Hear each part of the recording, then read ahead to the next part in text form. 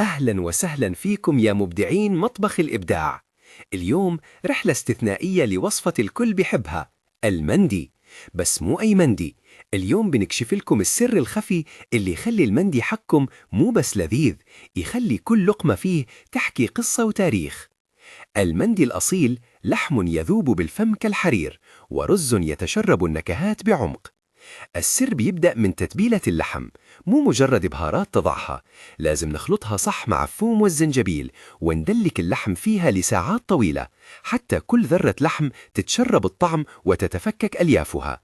بعدين طريقة الطبخ البطيئة جدا بالبخار هي اللي بتضمن لك لحم طري بشكل خيالي، وعصاراته بتنزل على الأرز وتغنيه.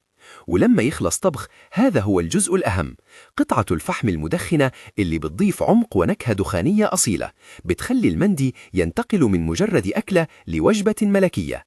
لازم نغطي القدر بسرعة البرق بعد إضافة الفحم والزيت حتى كل الدخان يتغلغل في الرز واللحم ويمنحكم تجربة لا تنسى. وهيك بيكون عندكم مندي ما يتنسي. جربوا هذه الأسرار وصديقوني، الكل رح يسألكم عن سر الطعم الأسطوري.